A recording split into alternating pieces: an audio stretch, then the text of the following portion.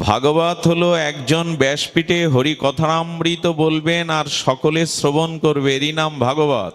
এই জন্য একটু স্মরণ রাখতে হবে, দুইজনই কথা বললে তাকে ঝগড়া বলে। ভাগবত ব্যাসপীঠে শ্রী গুরু মহারাজের কৃপায়, ভগবানের অশেষ করুণায় যিনি ভাগবত বলেন, ভগবান যাকে দিয়ে বলান তিনি বলবেন, অন্যরা শুনবেন। তো আপনাদের সকলের কাছে বিনীত নিবেদন, একটু শান্ত পরিবেশ দান করুন। হরিকথার পরিবেশ না হলে হরিকথা বলে কোনো মঙ্গল কল্যাণ উন্নতি আমাদের সম্ভব নয়। আগে পরিবেশ চাই। দেখুন, আজ ভাগবতের ৯তম বিশ্রাম দিবসীয় হরিকথা। কোনো যজ্ঞের সমাপনীতে পূর্ণাহুতি দিতে হয়, আহুতি দিতে হয়, এটাই নিয়ম। যজ্ঞের বিশ্রামের পূর্বে পূর্ণাহুতি দেওয়ার বিধি। আজ আমি আপনাদের মাঝে সামান্য সময় সেই পূর্ণাহুতি দিতে এসেছি। সেই পূর্ণাহুতির পুষ্পাঞ্জলির দুটি কথা একটু শান্ত হয়ে শুনুন। ৯টি দিনব্যাপী এখানে যে মহাভাগবত আচার্যগণ হরিকথার অমৃতরস সিঞ্চন করেছেন, যারা কমিটির সেবকবৃন্দ, যারা হরিকথা শ্রবণে আর লোলুপ হয়ে এখানে হরিকথা শ্রবণ করেছেন, তাদের কাছে আজকে জিজ্ঞাসা, এই হরিকথা, এই ভাগবত যজ্ঞের দ্বারা আমাদের কতটুকু কল্যাণ হলো, কতটুকু ভগবত ক্রিয়াশীল হলো আমাদের ব্যবহারে, চরিত্রে, জীবনে। শুধুমাত্র কোনো অনুষ্ঠানটা ধর্ম নয়। বহু ভক্ত এসেছে, বহু লোকে লোকারণ্য হয়েছে, এটা বড় কথা নয়। ভাগবত শ্রবণে, কীর্তনে, অনুধ্যানে, মননের দ্বারা আমার আত্মকল্যাণ কি হলো? সাধু সঙ্গের যে মহামহিমা শাস্ত্রে কীর্তিত হয়েছে, এই ৯টা দিন সাধু সঙ্গ করে কি হলো? আজ এই পূর্ণাহুতির দিন এই প্রশ্নের মীমাংসা আমাদের হওয়া চাই। না হলে হই হুল্লোড় করে, কিছু অর্থ ব্যয় করে, লাইট প্যান্ডেল করে কোনো লাভ হবে না। সাধু সঙ্গের উদ্দেশ্য কি? ভাগবত শ্রবণের, এর মহামহিমা, এর লক্ষ্য, এর উদ্দেশ্য, এর প্রাপ্তি কি, এটি আমাদের আগে জ্ঞাত হতে হবে। উৎপাত করে কোনো লাভ নেই। গোস্বামী বললেন, যেটুকু করবে শাস্ত্রের অনুশাসনে করবে। যে অনুষ্ঠানের দ্বারা তোমার অনুভূতি আসবে, আচরণ আসবে, তোমার জীবনে আত্মকল্যাণ আসবে, পরম মঙ্গল সূচিত হবে, সেদিকেই পা বাড়াও। শ্রুতি স্মৃতি পুরাণ আদি পঞ্চরাত্র বিধিং বিনা ঐকান্তিক হরের ভক্তি উৎপাদেয়ত কল্পতে। বেদাদি নিখিল শাস্ত্র ভক্তি শাস্ত্রের নিরিখে আচার্য মহাজনগণ যে মার্গ, যে দিগদর্শন তোমার জীবনে দিয়ে গেছে, সেটি না মান্যতা করে, শাস্ত্রকে লঙ্ঘন করে তুমি হরিভক্তির আয়োজন যদি করো, অনুষ্ঠানের আয়োজন করো, তা উৎপাত ছাড়া কিছু হবে না। উৎপাত করে কোনো লাভ নেই। অনুষ্ঠান ভাগবত শ্রবণের হেতু কি? সাধু সঙ্গের। আসুন আমরা জানি কেনই ভাগবত দিলেন। যদি কমিটিকে প্রশ্ন করা হয়, বৎসরে 40 প্রহর নামযজ্ঞের আগে ভাগবত দিতে হয়, তাই দিলেন। এত অর্থ ব্যয় করে, এত পরিশ্রম করে সমাজের মানুষের ব্যক্তি চরিত্রের কি কল্যাণ হলো, এই প্রশ্ন আসবে। তার উত্তর কি দেব আমরা? আসুন তার উত্তরটি আমরা শাস্ত্র থেকেই জানি। কেন এই ভাগবত, কেন সাধু সঙ্গের মহিমা? দেবর্ষিপাদ নারদ ভাগবতের ২য় অধ্যায়ে আর সৎসঙ্গ ভগবৎ সঙ্গের মহিমা প্রসঙ্গ করতে গিয়ে বলছেন, ভাগ্যদয়েন বহু জন্ম সমার্জিতেন। খুব ধ্যান দিয়ে শ্রবণের জন্য বিনীত অনুরোধ রাখছি আপনাদের কাছে। কি বলছেন? ভাগ্যদয়েন বহু জন্ম সমার্জিতেন। যদি আপনার অতীত বহু জন্মের পূর্ণ দান ধ্যান, পূর্ণকৃত কর্মে, পূর্ণ সঞ্চয়, সুকৃতি, বহু জন্মের সঞ্চয় থাকে, যদি আপনি পূর্ণ কর্ম, সুকৃতি কর্ম সমার্জিতেন যদি অর্জন করে থাকেন পূর্ব জন্মে, তবে সেই সুকৃতিজাত, সেই সুকর্মজাত সুকৃতির কারণে মানুষ সৎসঙ্গ চল অভ্যতে সৎসঙ্গ লাভ করতে পারে। পূর্বকৃত জন্মের সুকৃতি সৌভাগ্য পূর্ণকৃত রাশি জমা না হলে কারো সাধুসঙ্গ করার ভাগ্য হয় না। আপনি এক পাও বাড়াতে পারবেন না এখানে আসবার জন্য যদি ভগবান আপনাকে প্রেরণা দিয়ে এখানে না আনেন। এই জন্য ভাগ্য দয়েন ওহো, সাধুসঙ্গের মহামহিমা ভাগ্যে কবে আসবে না, পূর্ব জন্মে যদি পূর্ণকৃত রাশি সুকৃতি সমার্জিতে না যদি অর্জিত থাকে তখনই সাধুসঙ্গ করার ভাগ্য আসবে। সৎসঙ্গম চলভ্যতে, তখনই সে সৎসঙ্গ লাভ করতে পারবে, এছাড়া নয়। এই জন্য সকলে এখানে আসে না, সকলে আসবার পূর্বকৃত সৌভাগ্য সঞ্চয় অর্জন নাই। আচ্ছা, সঙ্গ করলাম 9 দিন ব্যাপী, হরিকথা শ্রবণ করলাম, তো সাধুসঙ্গের মহিমা কি, প্রাপ্তি কি, হরিকথা শ্রবণের ফল কি? খুব ধ্যান দিয়ে এই বাক্য শুনুন দেবসেবাদ নারদ, যিনি ভক্ত কল্পতরু, যার গায়ের বাতাস লাগলে লতা পাতারও বৃক্ষেরও ভক্তি হয়, তিনি এই কথা বলছেন। অজ্ঞান অহৈতুক কৃত মোহ অন্ধকার বিনাশনা। কি শব্দাবলী! কি বলছেন? সৎসঙ্গের দ্বারা যেটি আপনি প্রাপ্ত হবেন সেটি হলো আপনার অজ্ঞানতা দূর হবে। পৃথিবীর সমস্ত পাপ, সমস্ত পতনের কারণ অজ্ঞানতা। মানুষের জীবনে যতদিন অজ্ঞানতা থাকবে ততদিন সেই মানুষ মনুষ্যত্বের পরিচয় দিতে পারবে না, নিজের উদ্ধার, নিজের কল্যাণ করতে পারবে না। আচ্ছা, সূর্য উদয় হলে রাতের অন্ধকার দাঁড়ায় কি, থাকে কি? সূর্য উদয়ে রাতের তিমির অন্ধকার থাকে কি? থাকে না। তেমনি সৎসঙ্গ করলে, ভগবৎ প্রিয় ভক্তগণের সঙ্গ করলে, সেই প্রিয় ভক্তমুখে হরিকথা শ্রবণ কীর্তন করলে প্রথম যেটা দূর হবে সেটি অজ্ঞান। এই 9 দিনে তা হয়েছে। তো অজ্ঞানতা শুধু দূর হবে না, বললেন অজ্ঞান হেতুক মোহ অন্ধকার বিনাশনং। এখানে মোহরূপ অন্ধকারও দূর হবে। মোহ মানে সংসারের প্রতি, দেহের প্রতি, কামনা বাসনার প্রতি যে অতিরিক্ত আসক্তি, এই মোহ ভাগবতে দূর হবে। আরে সামান্য একটু সরিষার তেল মেখে কাঁঠাল ভাঙলে আটা জড়ায় না, তেলের এই ধর্ম। আর 9 দিন ব্যাপী ভাগবত শুনছ, সাধুসঙ্গ করছো, অথচ তোমার দেহ সংসারের আসক্তি কমলো না, মোহ গেল না, তুমি কিছুই করনি, হই হুল্লোড় করেছো, খিচুড়ি খেয়ে বাড়ি গেছো, আর উৎসব দেখতে এসেছো, কিছুই হয়নি। সামান্য তেল মেখে কাঁঠাল ভাঙলে আটা জড়ায় না, ভাগবত শ্রবণ করলে। আচ্ছা, এখন যারা শ্রবণ করতে এসেছেন, শ্রবণের পরে যারা গৃহে বা নিজ আলয় ফিরে যাবেন, তো আপনি ভাগবত শ্রবণ সাধুসঙ্গের আগে যে মানুষটা এসেছিলেন, সঙ্গ হরিকথা শ্রবণের পরে যে মানুষটা ফিরে গেলেন, এই মানুষকে এক মানুষ যদি একই জন হয় তাহলে জানতে হবে এটা বৃথা গেছে, তার এই হরিকথায় আয়োজন বৃথা। কিছু না কিছু মোহ, কিছু না কিছু অজ্ঞানতা দূর করেই তো বাড়ি ফিরবেন, না হলে সাধুসঙ্গ কি করলেন আপনি? যে মানুষটা এখানে এসেছে সাধুসঙ্গের পরে যখন ফিরে যাবে, নূতন কোনো চেতনা, নূতন কোনো ভাবনা, নূতন কোনো তার জীবনের উন্মেষ নিয়ে, চেতনা নিয়ে ফিরে যাবে। সামান্য হলেও যেতে হবে, নাহলে সাধুসঙ্গ মহিমা নাই। এই জন্য বললেন কৃত মোহ অন্ধকার বিনাশনং। অন্ধকার দূরীভূত হবে। অন্ধকারের ধর্ম ঢেকে দেওয়া, বস্তুকে আবৃত করে দেওয়া। এখানে সমস্ত টিউবগুলো বন্ধ করে দিন, আলোগুলো। অন্ধকার নেমে আসলে এখানে কেউ কাউকে দেখতে পাবে না। অর্থাৎ অন্ধকার থাকলে আমরা জ্ঞানকে, প্রজ্ঞাকে, ভগবানকে, মানুষের ভেতরে ঈশ্বর আছেন এটি ঢাকা পড়ে।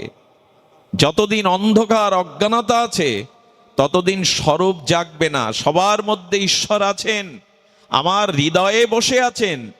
অন্ধকারের ধর্ম আবৃত করা, ঢেকে দেওয়া, ভাগবত সঙ্গ সাধুসঙ্গের মহামহিমায় যদি মোহ অন্ধকার বিনাশ না হয়, তাহলে জানতে হবে যে আধারে, আমি সেই আধারেই রয়ে গেলাম।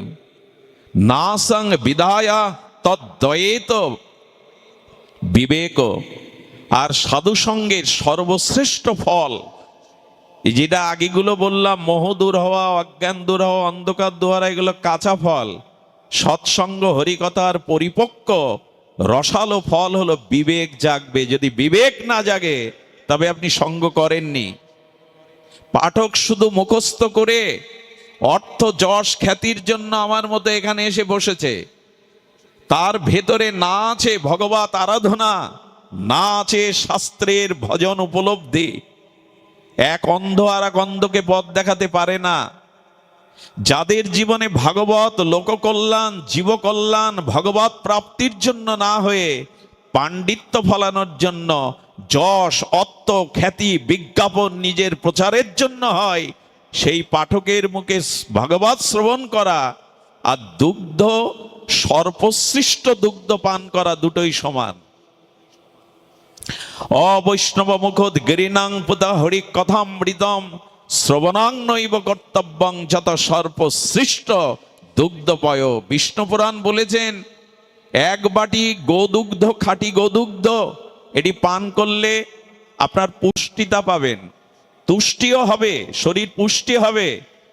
কিন্তু আপনার অজান্তে যদি কোনো বিষাক্ত সর্প ওই দুধের বাটিতে মুখ এঁটো করে দিয়ে যায়, তখন ওই দুধ বলকারক, পুষ্টিকারক না হয়ে হানিকারক, ক্ষতিকারক হবে।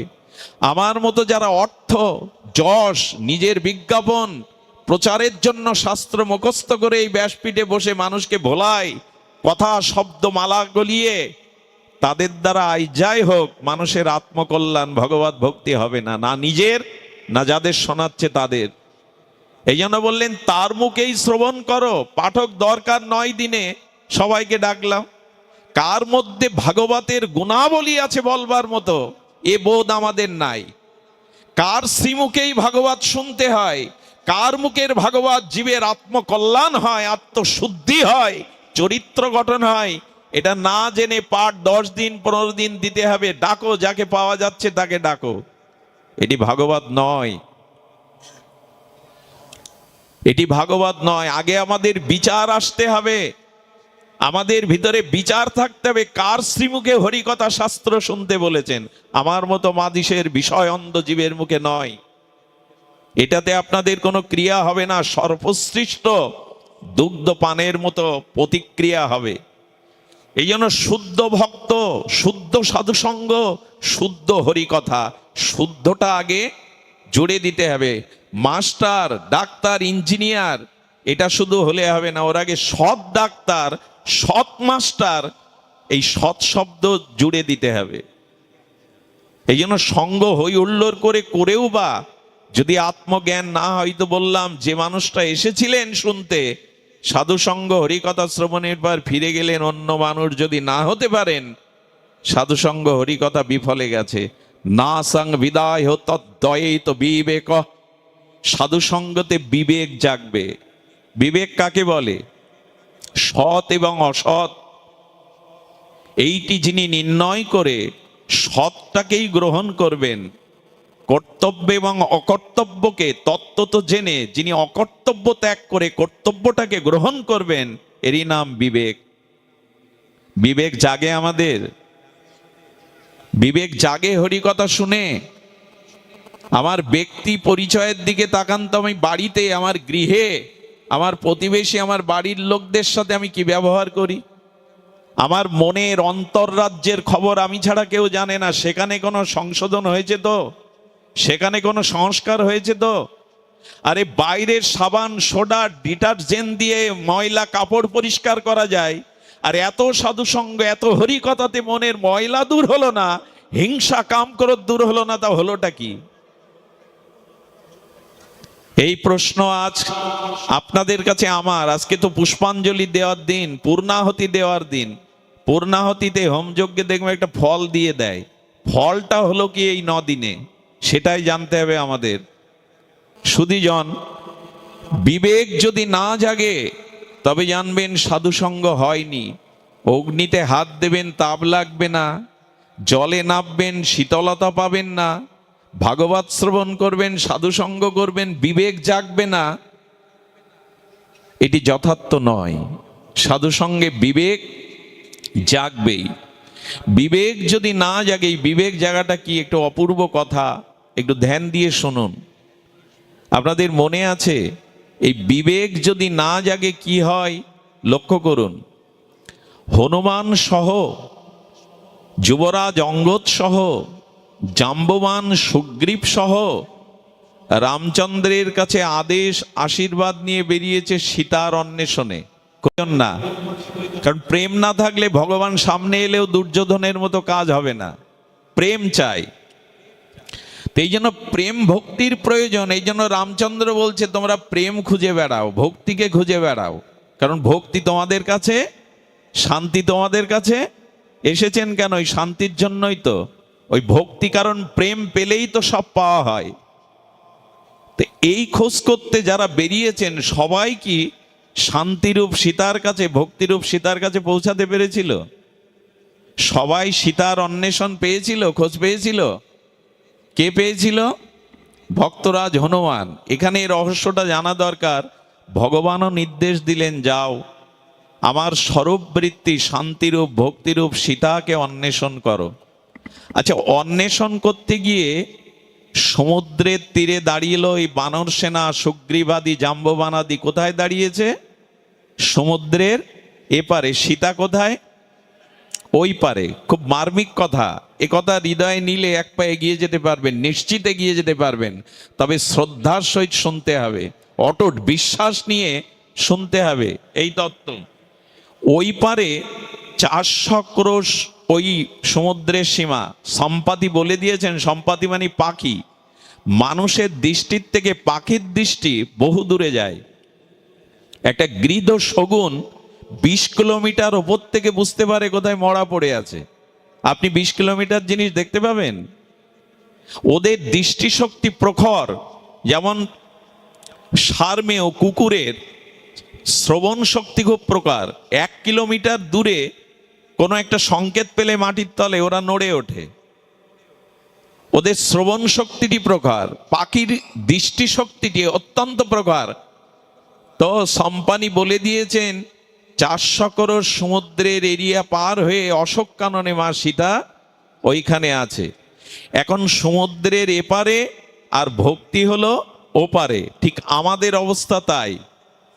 এই সংসারটাই হলো সাগর। এই সংসারটা হলো, গোবিন্দ নাম দিয়েছেন মৃত্যুময় সাগর। এই সংসারটার কি নাম দিয়েছেন? মৃত্যু সংসার সাগরত। গীতায় বলছেন এই যে সংসার, এর একটা নামকরণ করেছেন সাগর। কেন করলেন? এবং নামকরণটা বড় অদ্ভুত বিচিত্র। কি বলছেন? মৃত্যু সংসার সাগরত। এটা হলো মৃত্যুময় সাগর। গীতাতে ভগবান দ্বাদশ অধ্যায় বলছেন। তার কারণ কি জানেন? সাগরের একুল থেকে ওকুলটা দেখা যায় না, তেমনি আমরা জন্মটা দেখি, মৃত্যুর কুলটা দেখতে পাই না। সাগরে যত বড় সাঁতারু হন, বলবান হন, সাগর পাড়ি দিয়ে ওপারে যাওয়ার ক্ষমতা কারো, তেমনি সংসারে নিজ চেষ্টায়, অর্থ, বল, সামর্থ্যের দ্বারা এই সংসার মৃত্যু সাগরের ওপারে যাওয়া কারো পক্ষে সম্ভব নয়।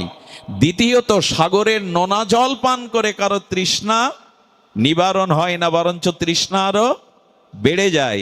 তেমনি সংসারের কামনা বাসনা হাজার হাজার কোটি কোটি জন্ম ভোগ করলেও এখানে তৃষ্ণা কারো মেটে না। এই জন্য সাগরের সাথে তুলনা দিচ্ছেন। আরেকটি জিনিস আছে, সেটি হলো সমুদ্রে পড়ে গেলে কেউ না কেউ বাঁচতে পারে কোনো কৃপায়, কিন্তু এই মৃত্যুময় সংসার সাগরে যারা একবার এসে পড়েছে এখানে কেউ বাঁচবে না। সকলকে মৃত্যুবরণ বা মৃত্যুর স্বাদ নিতে হবে। সাগরে নামবার আর একটা ভয় আছে, ঘূর্ণাবর্ত। ঘোলের মধ্যে যদি পড়ে যান উঠতে পারবেন না। তেমনি সংসারে স্ত্রী পুত্র কামনা বাসনার মোহ ঘোলে পড়ে গেছে, আমরা এর থেকে উঠতে পারছি না। আচ্ছা, সাগরের মধ্যে কি আছে? হাঙর, কুমির আছে কি না? এগুলো আপনাকে ধরে চিবিয়ে চিবিয়ে খাওয়ার জন্য। তেমনি সংসারে কাম, ক্রোধ, লোভ দিন রাত আমাদের চিবিয়ে চিবিয়ে খাচ্ছে। ভগবান বললেন এই মৃত্যু সংসারে ওই পারে আছে ভক্তি, তুমি আছো এপারে। এখন ওই পারে যাব কি করে? সীতা তো চাই, ভক্তি তো চাই, শান্তি তো জীবনে সবাই চাই। এখানে আমরা যারা এসছি আমাদের চেহারাতে, বর্ণে আমাদের কর্মে কারোর সাথে কারো মিল নাই, প্রত্যেকেই ভিন্ন ভিন্ন স্বাতন্ত্র, কিন্তু একটা বিষয় মিল আছে, এখানে যারা এসছেন ছোট থেকে বৃদ্ধ, জ্ঞানী থেকে মূর্খ, অজ্ঞ থেকে বিজ্ঞ, সবার জীবনে দুঃখ আছে। এইটাই মিল আছে আমাদের এখানে। যারাই আছে কোনো না কোনো রোগ শোক ব্যাধি দুঃখ আছেই, এ কথায় বিতর্ক উঠবে না। এবং এখানে যারা আছে সবাই চেষ্টা করছে ওই দুঃখকে তাড়াবার, ওই দুঃখকে বিদায় দেওয়ার। এইখানে আমাদের মিল আছে। কিন্তু এই দুঃখময় মৃত্যুময় সাগরের ওপারেই তো শান্তি, যাবেন কি করে? খুব অদ্ভুত প্রসঙ্গ এটি। আজ আমি জীবনের প্রথম আলোচনা করছি এই প্রসঙ্গটা, কেন জানি না মাথায় এলো। ভাগবত তো টেপ রেকর্ডার নয়, টিপে দিলেই বাজবে, সিম নয় মোবাইলের, যা ভরা আছে তাই বাজবে। ভাগবত ভক্তদের কৃপায় প্রকাশ হয়, সামনে যারা বসেন তাদের কৃপাতেই ভাগবত প্রকাশ হয়। যেমন সূর্যের নিজস্ব আলো আছে, চন্দ্রের আলো নাই। সূর্য যতটুকু আলো চন্দ্রকে দেয় ততটুকুই দিতে পারে। পূর্ণিমার দিন পরিপূর্ণ আলো দেয়, আর যেদিন মোটেও দেয় না সেদিন অমাবস্যা হয়। তো ভক্তদের মনে হরিকথা শ্রবণে তৃষ্ণা, ব্যাকুলতা, ক্ষুধা যত জেগে ওঠে, ভগবান ওই বক্তার মুখ দিয়ে তাদের মনোবাসনা পূরণের জন্য হরিকথা প্রকাশ করান। এই জন্য আগে শ্রোতা চাই। একবার উলোধ্বনি দাও মা, একবার দাও, বারবার দিতে হবে না, একবার দাও। এই হরিকথাই মঙ্গল ধ্বনি। ধ্যান দিয়ে শুনুন, ওই পারে যেতেই হবে আমাদের। খুব মনোযোগ দিন। এই তরঙ্গায়িত উত্তল সমুদ্রের মাঝে আমাদের ওপারে যেতে হবে। তখন জাম্ববান এই বিজ্ঞ প্রাজ্ঞ বলছেন, এই 400 ক্রোশ সাগর পাড়ি দিয়ে লঙ্কায় যাওয়ার মতো তোমাদের কার কি শক্তি আছে বর্ণনা করো দেখি, কে যাওয়ার সামর্থ্য রাখো। অঙ্গদ কি বলল জানেন? অঙ্গদ বলল, আমি 100 যোজন যেতে পারি, কিন্তু ফিরে আসতে পারবো কিনা জানি না, আমার এই বল আছে। আর একজন বলল, আমি 50 যোজন যেতে পারি, এই বল আমার আছে। একজন বলল, আমি উড়ে যেতে পারবো, কিন্তু 400 ক্রোশ যাব, আমার তা মনে হয় না ফিরে। এক একজন নিজের বল, নিজের যে শক্তি সামর্থ্য বর্ণনা করলো।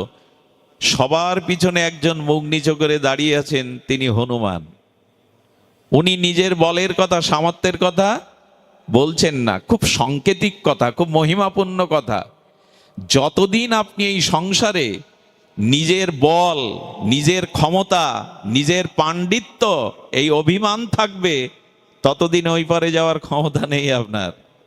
আমি জ্ঞানী, আমি পণ্ডিত, আমি বক্তা, আমি এই সংসারের কর্তা, আমার জন্যই এই এই এত বড় অনুষ্ঠান আমার জন্যই হচ্ছে, আমার অনুদানেই হচ্ছে, আমি সামর্থ্য রেখেছি তাই হচ্ছে।